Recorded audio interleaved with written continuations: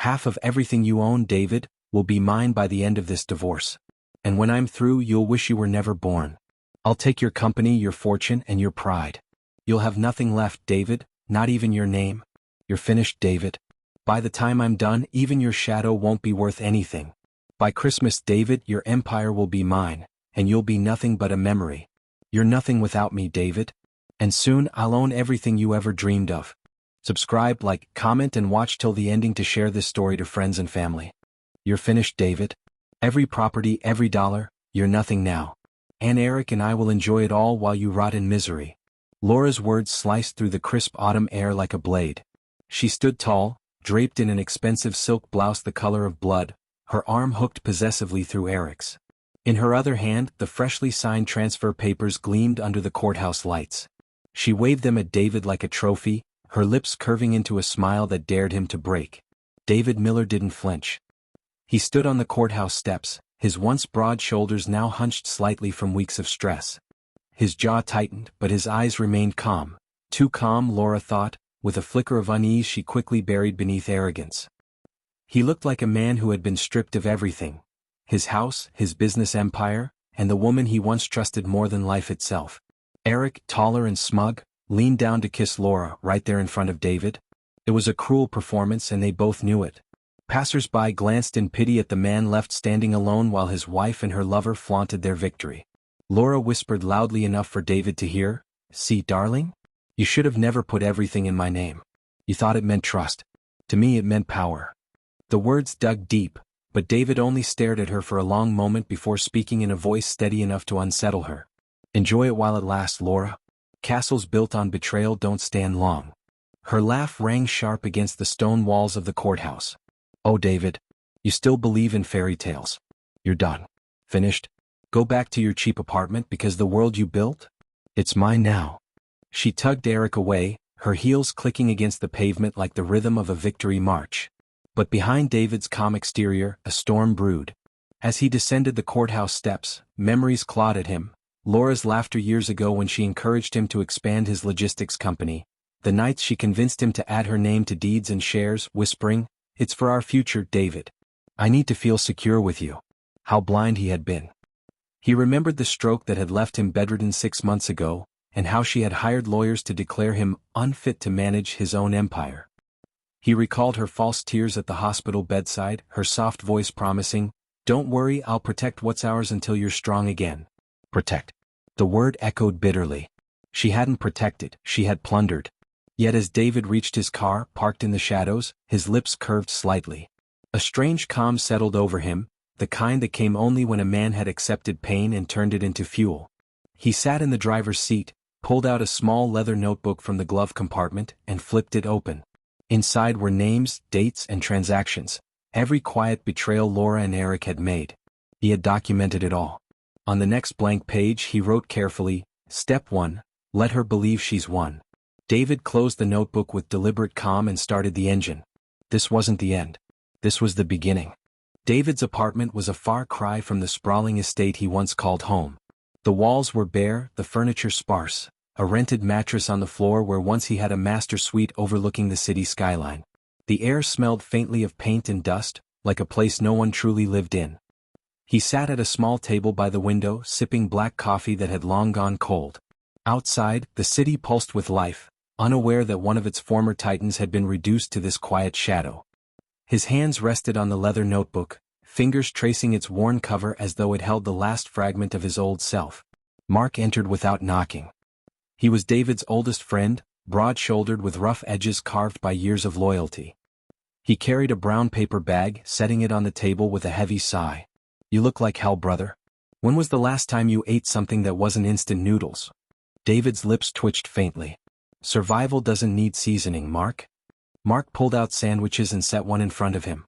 "You can joke all you want, but I can't stand seeing you like this. She stripped you clean. Took the company. The houses. Even the damn vacation cabin your father left you. And she parades around town with that snake like she won the lottery." David finally looked up, his eyes calm but distant. "She thinks this is the end of me. That's her mistake." Mark frowned, leaning closer. "Don't do anything reckless, David. She's got lawyers, the papers are legal, and Eric, that bastard knows how to play dirty. You've already lost everything. Don't lose yourself too. David's hand rested over the notebook. He didn't open it, not yet. I lost my company, Mark. Not my mind. And not my patience. You think she really won? Mark studied him, unsettled by the quiet certainty in David's tone. It wasn't anger that filled his voice, it was strategy. A memory cut through David's thoughts. He saw Laura in their old living room back when things seemed perfect. She had been curled on the sofa, head resting on his lap, tracing circles on his hand. You should put my name on the properties, love, she had whispered sweetly. If anything ever happens to you, I want to know I'm safe. He had smiled back then, stroking her hair. I trust you more than anyone, Laura. Of course. The memory dissolved into the stark reality of the apartment. Trust had been the knife she wielded against him.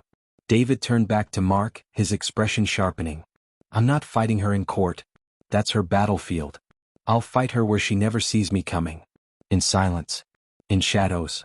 Mark leaned back, uncertain. You sound like a man planning a war. David's eyes flicked to the notebook, then to the dim light outside. War is loud, Mark. This won't be war. This will be execution. The words hung in the air like a storm about to break.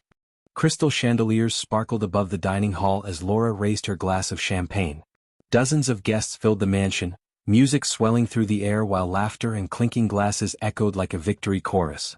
The party was meant to showcase her new life, a celebration of wealth, freedom, and her bold new love with Eric. She wore a diamond necklace that shimmered with every step, a piece she had once told David they could never afford. Now she flaunted it openly, leaning against Eric's arm as photographers captured their every smile. Here's to new beginnings, Eric announced, his deep voice carrying across the room. He raised his glass high, smirking at Laura. And to leaving the past where it belongs. The guests erupted in cheers. Laura leaned in, kissing him passionately before the crowd. Her eyes flickered with satisfaction. Tonight was proof she had won.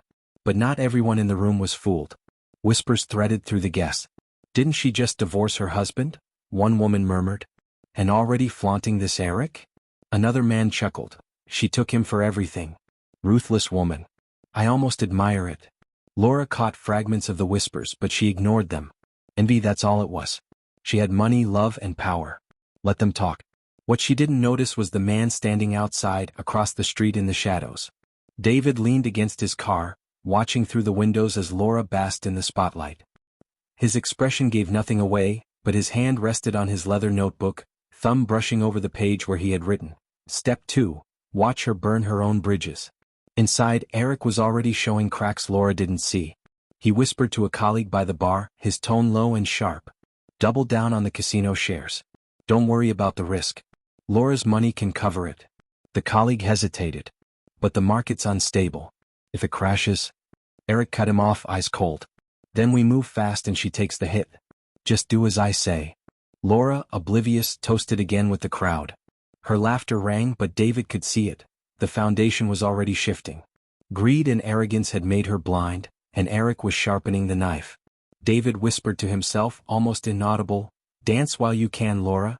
Every step takes you closer to the edge. Back inside, Laura dismissed one of her long-serving maids, snapping when the woman accidentally spilled wine on her dress. You're useless. Pack your things and leave. Tonight. The room went uncomfortably silent for a moment before the music swelled again. That single act didn't go unnoticed. Eyes exchanged glances. Friends who once admired her were beginning to turn cold.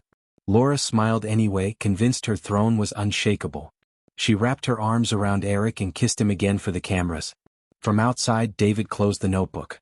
Step 3, exploit every weakness. His patience was the knife. And soon, it would cut deeper than Laura could ever imagine.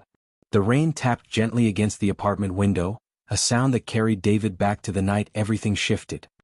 He was lying in a hospital bed, weak from the mild stroke that had robbed him of strength but not of clarity. The fluorescent lights hummed overhead, and the sterile smell of antiseptic clung to the air. He remembered Laura's voice, soft and soothing, as she sat by his side holding his hand. Don't worry about anything, love, she whispered, brushing his damp hair from his forehead. Just focus on getting better. I'll handle the company. I'll make sure everything is safe. At the time, her words had felt like salvation. He had trusted her as he always did, not knowing that she was already meeting lawyers in secret, already drafting documents that would declare him unfit to manage his own affairs. He remembered signing papers with trembling hands, her smile reassuring as she guided his pen. "This is just temporary, David. Just until you recover." Temporary. Another lie. Back in the present, David sat at his desk, staring at the worn notebook in front of him. His pen scratched against the paper, marking the next steps in his plan. Every page of the book was a ledger of betrayal, dates, transactions, whispers he had overheard when Laura thought he was too weak to notice. His phone buzzed. It was Mark. "You need to eat," his friend said immediately. "And you need to sleep. Don't let this obsession eat you alive." David's tone was calm, almost detached. "Obsession? No, Mark. This isn't obsession. This is justice. You think she won because she took everything I owned? No. She lost the moment she underestimated me." Mark sighed on the other end. "What are you planning?" David looked at the rain streaking down the window, watching how it blurred the city lights into trembling smears. "When a tree rots, you don't cut the branches, you poison the roots. That's what I'm going to do." He hung up before Mark could respond. Later that night, David drove through the city, stopping near the glittering high-rise where Laura and Eric had moved. He parked a block away, staying in the shadows, watching as luxury cars pulled into the driveway. Men in expensive suits and women draped in gowns walked inside, laughing, clutching glasses of champagne. It wasn't just arrogance that had driven Laura here, it was ambition. She was playing with investors now, pushing money into projects that promised fast returns. David knew her well enough to see the flaw. She craved recognition as much as wealth. And that craving would make her reckless. He jotted another note in his book. Step 4, feed her greed. Then take it all away. The night air was cold, but David's resolve was colder. As he slipped back into his car, his reflection in the rearview mirror was unrecognizable. The man staring back at him was not the same David Miller who had once believed in loyalty, in love, in forever. This man believed only in revenge. Laura leaned over the marble counter in her new penthouse kitchen, sipping espresso while flipping through glossy brochures. They were filled with images of luxury condominiums, sleek skyscrapers, and swimming pools perched on rooftops that glittered like mirrors under the sun. Eric stood behind her, shirtless, scrolling through his phone with the casual arrogance of a man who believed the world owed him everything. "This is the future, babe," he said, setting his phone down and pointing to the glossy pages. "Luxury developments, fast turnover, huge margins. We get in early, we cash out big. Everyone's going to want a piece of this." Laura traced her manicured finger across the mock-up of a tower that hadn't even broken ground yet. "And the investors? They'll trust us." Eric smirked. "They'll trust you. You've got David's reputation to stand on. His name built this city's logistics empire. You're the widow who carried on his legacy. Play the part. Smile, promise them returns, and they'll throw money at you." The words made Laura's chest swell with pride. It wasn't enough to have stolen David's wealth, she wanted more. Recognition. Influence. The kind of respect that came with building something of her own. She leaned back in her chair, imagining her name etched into a skyline that would belong to her alone. "Do it," she said finally, her voice steady. "Let's invest everything. All of it." Eric's grin widened, but his eyes flickered with something else: calculation. He had already begun siphoning her money into his private accounts, betting on high-risk ventures she knew nothing about. To him, Laura was a stepping stone, nothing more. Across town, David sat in a quiet cafe, his notebook open before him. He had learned of Laura's new venture through whispers from old contacts still loyal to him. He sketched the outlines of her gamble, piecing together the fragile structure of the investment. It was reckless, over-leveraged, dependent on a volatile market that had already begun to shake. And Laura, blinded by ego and Eric's charm, couldn't see it. David closed the notebook, his lips pressing into the faintest smile. He didn't need to strike yet. He only needed to wait. Her greed would do the work for him. That evening, Laura hosted a private gathering for potential investors. The penthouse shimmered with candlelight, glasses of expensive wine passed around like water. Laura glided through the room in a sapphire dress, her laughter high and confident as she promised returns that glittered brighter than the skyline outside. David watched from the shadows of a balcony across the street. He couldn't hear her words, but he didn't need to. He knew her. He knew how she sold dreams. And he knew how easily those dreams would crumble when the foundation beneath them rotted. He jotted a single line in his notebook before slipping it back into his coat pocket. Step 5. Let her build her empire of glass. Then shatter it with one blow. And with that, David melted back into the night, leaving Laura to toast her imagined triumphs. The city's skyline was a chessboard, and David was ready to play his opening move. Weeks had passed since Laura and Eric had launched their glittering investment project. Billboards were rising, advertisements flooding glossy magazines and high-profile business sites. The Cole Legacy Development Group was everywhere, its branding loud, sleek, untouchable. But David knew what no investor, no magazine, and certainly not Laura herself understood. Behind the polish, the foundation was hollow. Disguised under a new alias, Daniel Cross, David began moving quietly in financial circles. He appeared as a low-profile consultant with impeccable credentials forged from networks he had cultivated long before Laura betrayed him. His voice was calm, his manner understated, but his insights on the shifting economy made seasoned investors lean in, eager to hear more. He never spoke Laura's name. He didn't need to. Instead, he dropped carefully measured warnings about the unstable luxury housing bubble, about certain developers biting off more than they can chew, and about the inevitable cracks that come when greed outruns strategy. His audience was skeptical at first, but then the markets twitched. A stock dipped here, a project stalled there, and suddenly Daniel Cross didn't sound paranoid, he sounded prophetic. Meanwhile, across town, Laura was throwing another one of her infamous investor dinners. This time in a glass-walled restaurant perched high above the city. The lights below glittered like diamonds scattered across velvet, and she wore an emerald gown designed to match the ring Eric had slipped onto her finger days earlier. It wasn't an engagement ring, Eric wasn't that sentimental, but it sparkled enough to impress the room. Eric clinked his glass, flashing his easy smile. "Ladies and gentlemen, tonight you're investing in more than real estate. You're investing in the future of this city. You're investing in certainty." David, unseen in the crowd, nearly laughed at the irony. Eric promised certainty while siphoning funds into shadow accounts. Laura promised permanence while standing on quicksand. But the cracks were beginning to show. At the table's far end, an investor asked about delayed permits. Laura's smile faltered for half a heartbeat. Eric smoothly covered, but David caught the flicker of unease in Laura's eyes. Another investor questioned the rising costs of imported materials, and Laura's laugh rang just a little too high-pitched, her hand gripping her wine glass tighter than she realized. After dinner, while Eric charmed the investors at the bar, Laura slipped out onto the terrace. Alone, she leaned against the railing, staring out over the glowing city. Her reflection in the glass was dazzling, but her eyes carried the weight of doubt. David watched from the shadows of a nearby rooftop.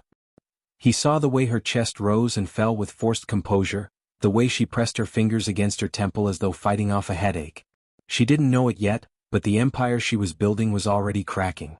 And David would be there to ensure those cracks widened. He wrote a single note in his journal that night. Step 6. Turn her investors into skeptics. Make her doubt herself before the fall. Eric had always been smooth. Too smooth, David thought, watching him from a distance as reports trickled in. Men like Eric thrived on charm. The smile, the confident handshake, the way he called everyone partner, as if they were in on something together. But charm could only cover so much. Numbers never lied. And the numbers were starting to whisper. David sat in his office, small, unassuming, hidden behind the identity of Daniel Cross, and reviewed the reports he'd quietly purchased through his network. Transfers out of company accounts. Shell corporations created under Eric's name. Loans disguised as consulting fees. On paper, the Cole Legacy Development Group was thriving. In truth, Eric was bleeding it from within, funneling millions into a private fund that Laura didn't even know existed. He leaned back in his chair, fingers steepled under his chin. "You greedy fool," he murmured.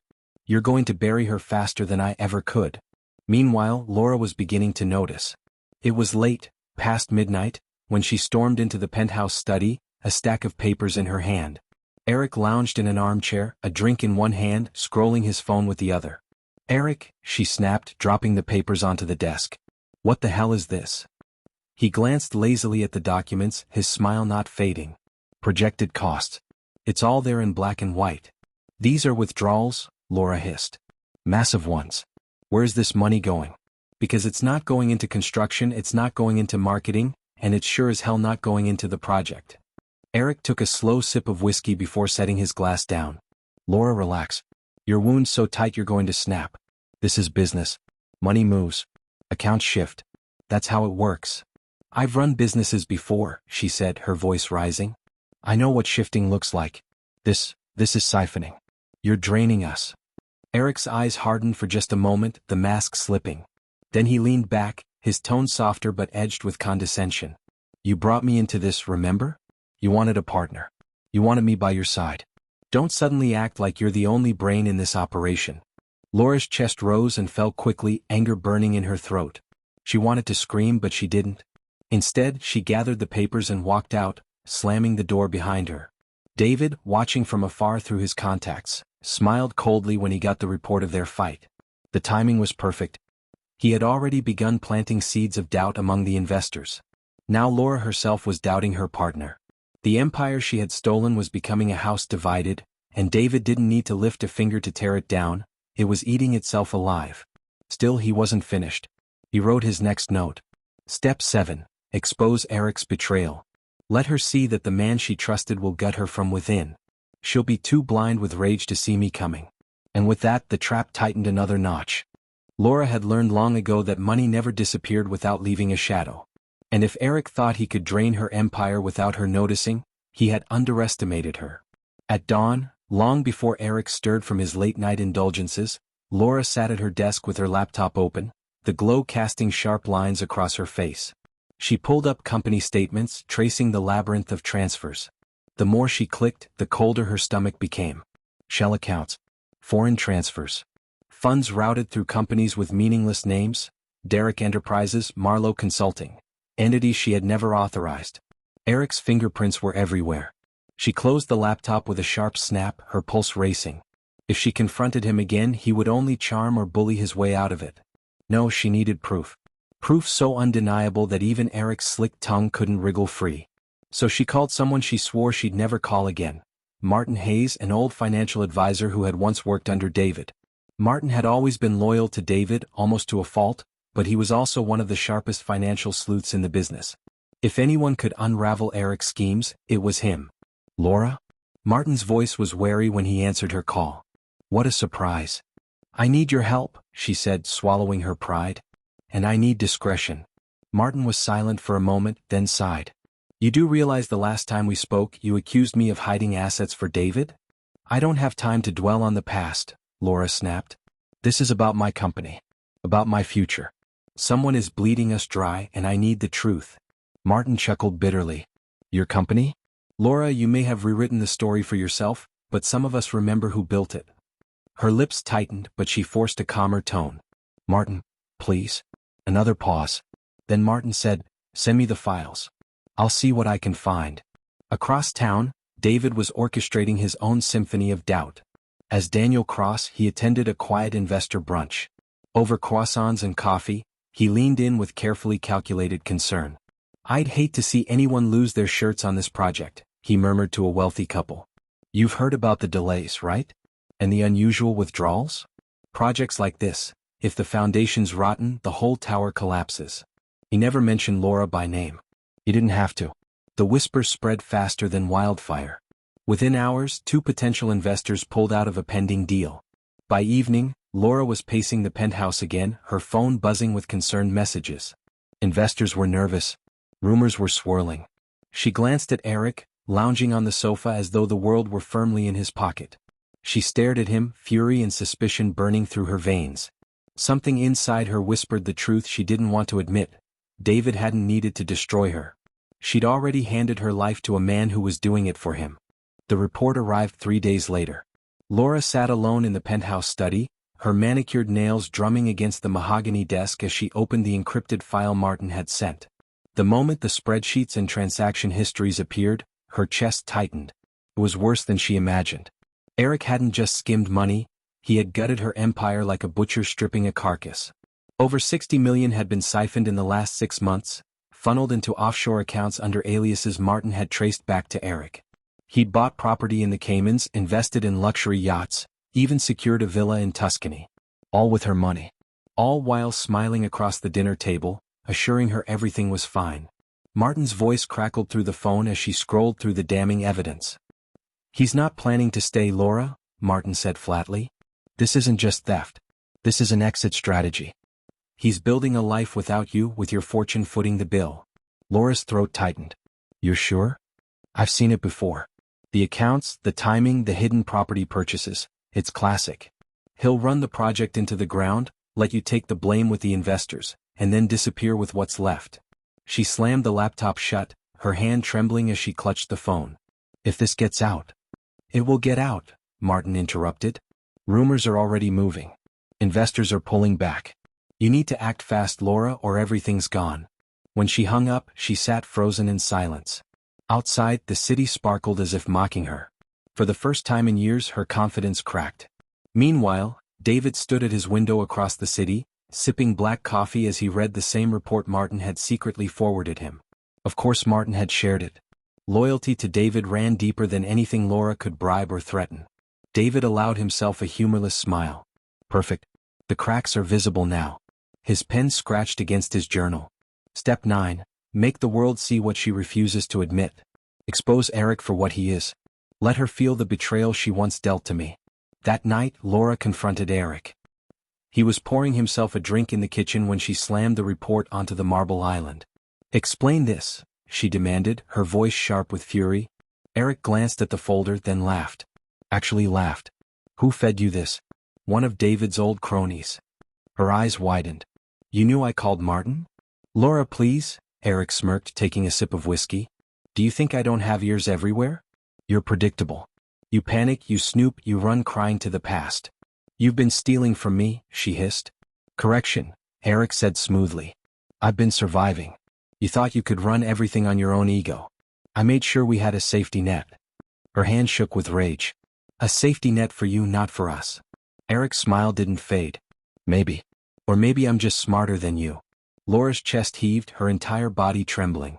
She didn't know what terrified her more, that Eric was betraying her, or that David might be watching from the shadows, waiting for her to crumble. And in truth he was. It began with a whisper. One investor. One carefully placed leak.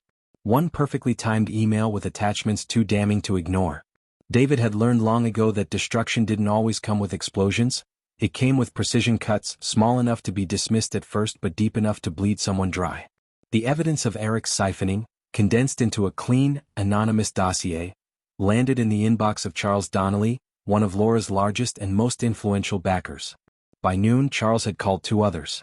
By evening, a half-dozen investors had copies of the same documents, all pointing to Eric as the architect of massive theft. And though David never revealed Laura's name directly, the association was unavoidable. Her signature was on the contracts, her face on the ads, her name tied to every project. By the next morning, Laura woke to a storm. Her phone buzzed relentlessly with calls and messages. Laura, what the hell is this? Pull me out until you can prove otherwise. If this is true, we're done. She stumbled into her study, bleary-eyed, hair disheveled, her emerald robe barely tied at the waist. The laptop screen glowed with subject lines screaming betrayal. Investors panicking. Journalists sniffing around. Even board members demanding answers. Eric wandered in, shirtless, stretching as though nothing was wrong. Why are you pacing around like a lunatic? He muttered, pouring himself coffee. Don't play dumb, Eric, she snapped, shoving the laptop toward him. It's out. The investors have the files. Everything you've been doing, your accounts, your offshore properties, it's spreading like wildfire. For the first time, Eric's smug confidence faltered. His eyes narrowed as he scrolled through the leaked dossier. His jaw clenched, but then he forced a laugh. Fabricated. This is a smear campaign. Probably David's doing. Laura's stomach churned at the mention of David. The name hit like a ghost haunting the room. She hadn't spoken it aloud in years, yet suddenly she could feel his presence everywhere. Quiet, calculating, inevitable. This isn't fabricated, she said coldly. It matches everything Martin uncovered. You swore you had this under control. You swore you'd protect us. Eric's mask slipped, irritation cutting across his face. Protect us? Don't delude yourself. I protected me. You dragged me into your empire, Laura, but I was never going to drown with you. The words landed like knives. By mid-afternoon, the media had caught the scent. Headlines speculated about financial irregularities at the Cole Legacy Development Group. A respected business magazine teased an exposé that promised bombshell revelations about Laura's company. From his modest office, David watched the coverage unfold. He leaned back, letting the voices of the news anchors wash over him.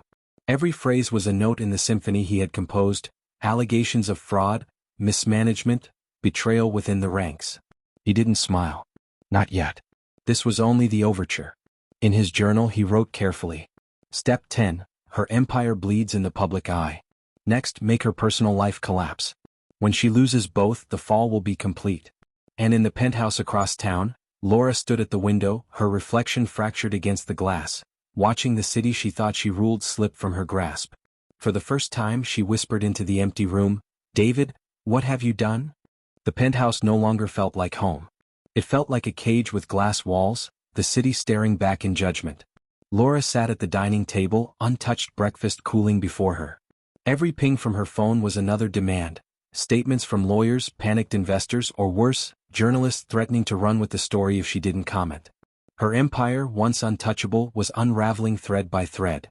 Across the room, Eric was already on his laptop, but his urgency had nothing to do with saving their project. His screen displayed travel sites, offshore bank accounts, and a series of encrypted messages from contacts in Zurich and the Caymans. He didn't bother hiding it anymore. "You're running," Laura said quietly, her voice hollow. Eric didn't look up. "I'm leaving." She swallowed hard, her nails digging into the edge of her chair. "You're going to abandon me? After everything? After you gutted the company, after you bled us dry, you're just walking away?" Finally, he glanced at her, his expression cold, stripped of the charming veneer he had once worn so easily. "Laura, you knew what this was. You wanted power. I wanted wealth. We gave each other what we needed, but this," he gestured to the flood of emails on her phone, the headlines screaming from her tablet, "this is a sinking ship. I don't sink." Her chest heaved, anger flaring. "And what about me?" Eric's lips curled into something cruel. "You'll manage. You always do. Or maybe you won't. Either way, I'll be on a beach in Tuscany with a glass of wine while you explain to the world how you lost everything." He turned back to his laptop, dismissing her as though she were nothing more than a discarded investment. Laura stood abruptly, storming into the study, her mind spinning. She had clawed her way into this empire, taken every ounce of it from David, and for what? To be humiliated again? To watch another man tear it away? Her chest tightened as a realization burned through her. David's silence had been too perfect. He hadn't confronted her, hadn't gloated, hadn't appeared. But his absence was louder than words. This is him, she thought, pacing the room. He's doing this. He's behind it all. Meanwhile, across the city, David watched her world collapse piece by piece through his network of reports. He knew Eric was preparing to vanish. His men had intercepted messages, tracked bank wires, even traced the purchase of a last-minute private jet booking under an alias Eric thought clever. David wrote his next line in his journal, his handwriting precise, deliberate. Step 11. Let Eric try to run. Laura must watch him slip away. Only then will she understand the cost of betrayal. The final act was approaching. And in the quiet of his modest apartment, David whispered to himself, almost as though speaking to Laura across the distance. "You thought you destroyed me. But it's not me who's lost everything, it's you." The press conference was supposed to save her. Laura stood in front of a wall of flashing cameras, her emerald suit perfectly tailored, her hair sculpted into a flawless wave. She had rehearsed every line, every gesture. Her speech was crafted to restore confidence, to convince the investors that Cole Legacy Development Group was not collapsing, that the rumors of financial mismanagement were exaggerated, malicious even. But as she opened her mouth, Eric stepped forward. He hadn't been on the schedule. He hadn't been part of the plan. Yet here he was, standing at the podium beside her, adjusting the microphone with a self-assured smirk. "Ladies and gentlemen," Eric began smoothly, cutting across Laura's prepared remarks, "I want to be transparent with all of you." Laura's blood ran cold. She turned to him, her smile frozen in place, but her eyes wide with panic. "Eric, what are you?" He ignored her. "Yes, funds were mismanaged," Eric continued, projecting sincerity, the same charm that had once disarmed her. "But what you don't know, what I only recently discovered, is that it was Laura Cole herself who authorized these transactions. She hid accounts, moved money, and compromised your trust. I came into this partnership believing in her vision, but she betrayed me, just as she has betrayed all of you." Gasps rippled through the room.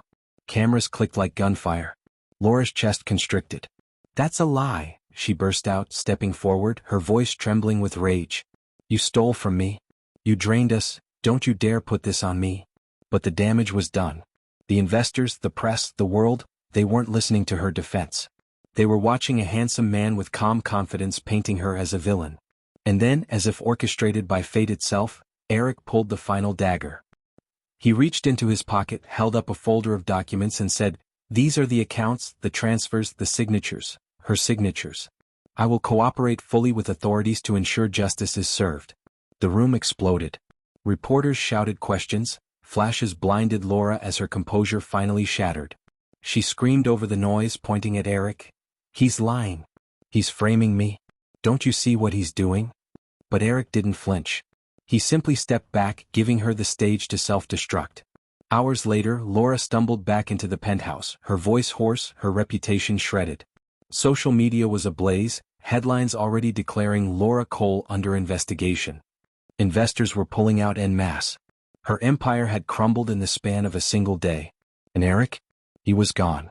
His belongings cleared. His laptop missing. A note on the kitchen counter, scrawled in his neat handwriting. "Don't bother looking. You'll never find me." Laura collapsed against the marble island, the note trembling in her hand. She wanted to scream, but all that came was a hollow laugh. And then her phone buzzed. A message. No name, no number. Just one line. "The empire you stole is ashes now.